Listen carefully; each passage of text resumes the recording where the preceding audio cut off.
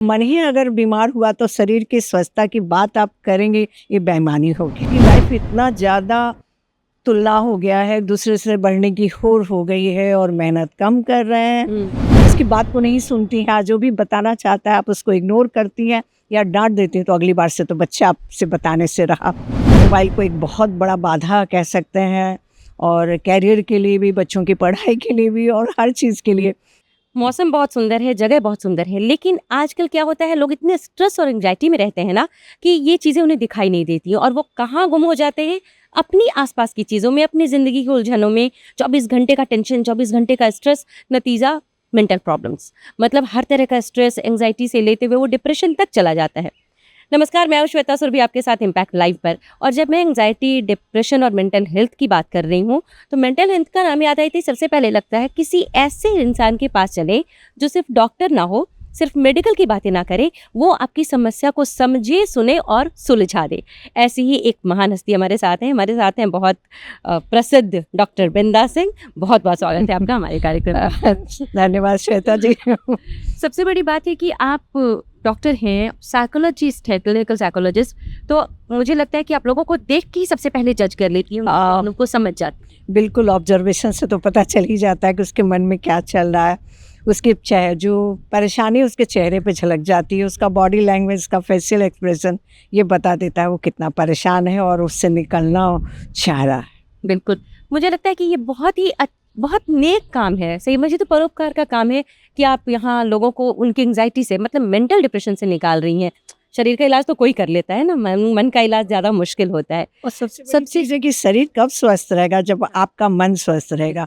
और मन ही अगर बीमार हुआ तो शरीर की स्वस्थता की बात आप करेंगे, ये बेईमानी होगी। बिल्कुल, आप लोगों के मन का इलाज करती हैं। समस्याएं जो हैं हमारे आसपास में, वो दिन पर दिन बढ़ती चली जा रही हैं, तो ये क्या समस्या है और क्यों बढ़ रही है? और देखिए, सबसे बड़ी चीज़ है कि हमारा लाइफस्टाइल बहुत फास्ट हो गया है, और दूसरी चीज़ इंटरनेट की दुनिया में जी रहे हैं। हर चीज़ बड़ी आसानी से मिल जाता है, बच्चों को, बड़ों को, महिलाओं को। तो जो भी प्रॉब्लम होता है वो लोग थोड़ा नेट पे भी सर्च कर लेते हैं। और आजकल कंपटीशन बहुत है, फलाने के पास ये है, मेरे पास ये नहीं है, उसके पति ऐसे घुमाते हैं, मेरे पति नहीं घुमा रहे हैं, उसका बच्चा ऐसी गाड़ी में। तो ये बच्चों को एक दूसरे को देख के, और फेसबुक, इंस्टाग्राम तो और भी इसमें कहते हैं काम कर रहा है, क्योंकि ज़्यादातर केसेस आ रहे हैं उसमें बोलेंगी लड़कियां या महिलाएं कि देखिए ना, फेसबुक पे मेरा लाइक नहीं आ रहा है, उसके इतने ज़्यादा है, वो ऐसे है।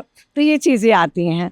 तो कहीं ना कहीं मिला के कि लाइफ इतना ज़्यादा तुलना हो गया है, दूसरे से बढ़ने की होड़ हो गई है, और मेहनत कम कर रहे हैं, और सफलता शॉर्टकट, सबको शॉर्टकट में बहुत ज़्यादा बहुत मुश्किल है। और आप भी समझ सकती हैं कि कभी भी सफलता आसानी से नहीं मिलता है, उसके लंबा और लंबी दूरी तय करनी होती है। लेकिन लोगों को लगता है नहीं, बड़ा आसानी से, अब प्रधानमंत्री बन गए तो बड़ा आराम से घूमते घूमते बन गए, उनको पता ही नहीं बेचारी पूरी ज़िंदगी उन्होंने क्या करी, तब उस जगह पर पहुँचे हैं। तो ये चीज़ें अभी बहुत कम है लोगों में जानकारी कि हाँ, मेंटल हेल्थ को हम कैसे ठीक रखें और कैसे अपने आप स्वस्थ रखें। एक सबसे बड़ी समस्या जो हमारे बीच आजकल है मैम, वो ये है कि बच्चे बहुत ज़्यादा, बच्चों में ये समस्या कहीं ज़्यादा लग रही है बड़ों की अपेक्षा।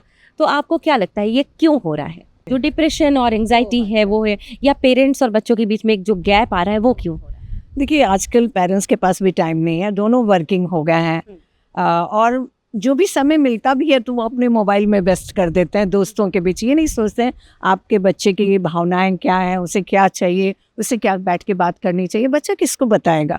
सही, या तो अपने दोस्तों से पूछेगा जो उसी के हम उम्र के हैं, और गलत इन्फॉर्मेशन भी दे देते हैं। साथ ही वो मोबाइल के साथ साथ वो गूगल पे भी सर्च करता है, और जो गूगल बताता है उसको सच मान लेता है। तो थोड़ा सा है, अभिभावकों से यही हम आपके माध्यम से तो बताना भी चाहेंगे, और आप बताती भी हैं कि माता पिता का रोल बहुत इम्पॉर्टेंट होता है। बच्चे के कंधे पे हाथ रखना और उसकी बात को बहुत धैर्य के साथ सुनना, क्योंकि यार बच्चे से आप उसकी बात को नहीं सुनती हैं, जो भी बताना चाहता है आप उसको इग्नोर करती हैं या डांट देती हैं, तो अगली बार से तो बच्चा आपसे बताने से रहा।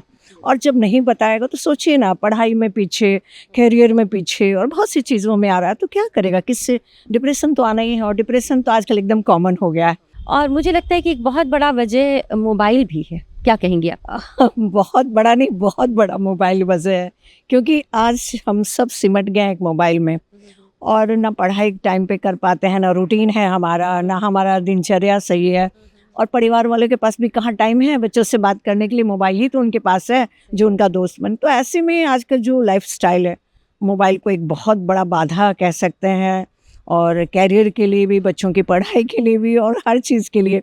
क्योंकि जहाँ पढ़ने का टाइम हो और रात भर अगर मोबाइल देख रहे हैं, आंखें ख़राब हो रही हैं, दिमाग पे असर हो रहा है, मेमोरी पावर आपका ख़त्म होता चला जा रहा है। लेकिन बच्चे समझते कहाँ, उनको लगता है कि वो एक अच्छी दुनिया में जी रहे हैं, काल्पनिक दुनिया। Virtual हाँ हाँ, और अनरियलिस्टिक थॉट में। पढ़ाई और इस करियर की आपने बात की। अब ये भी नीट पेपर का जो मामला हुआ है, नीट पेपर लीक हुआ और कैंसिलेशन हुआ, तो जो बच्चे जिन्होंने बहुत मेहनत से पढ़ाई की है और बहुत उम्मीद से एग्जाम देने गए, वो बहुत बच्चे डिप्रेशन में चले गए हैं। आपके पास ऐसा कोई मामला, एक्सपीरियंस? ऐसे बहुत सारे बच्चे हैं जिन्होंने बहुत ईमानदारी से मेहनत करी, अपना 100% दिया। उनको तो सबसे ज़्यादा फ्रस्ट्रेशन होगा, क्योंकि एक ही चीज़ को बार बार पढ़ना, खास करके जो बच्चे फर्स्ट टाइम में बहुत अच्छा करें, उनके लिए बहुत तकलीफ़ की बात थी। और किसी भी चीज़ का हम मेहनत करते हैं और जब सफलता नहीं मिलती है, और या मेहनत करते हैं और रिज़ल्ट को रोक दिया जाता है, वो बहुत ही दुखदाई होता है।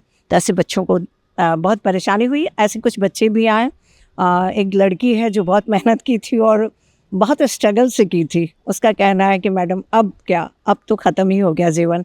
तो ये बहुत तकलीफ़ वाली बात है कि एक बच्चों के करियर के साथ एक सामाजिक मुद्दा कह सकते हैं जो बर्बाद कर रहा है। और आने वाला फ्यूचर क्या होगा, हमेशा सशंकित होगा, लोगों से डरा हुआ होगा, और फ्यूचर को लेके भी ये सोचेगा कि शायद हमेशा धोखा ही मिलेगा। और बच्चे जो कॉन्फिडेंस लेवल है वो ख़त्म हो जाएगी, और उनके अंदर में इनसिक्योर फीलिंग आएगी, इसमें कोई शक नहीं।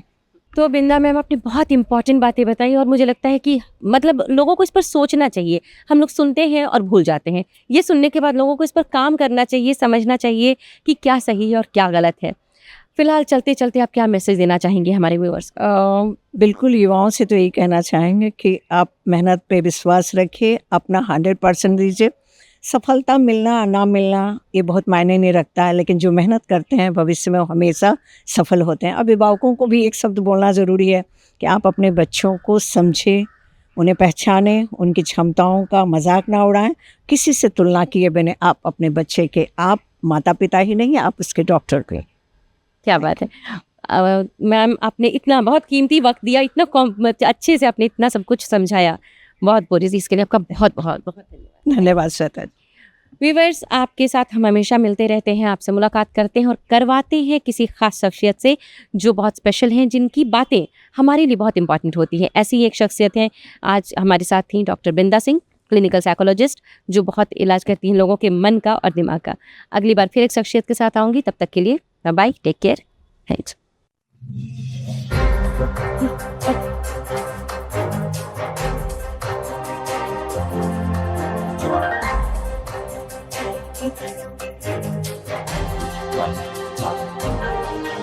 Wow.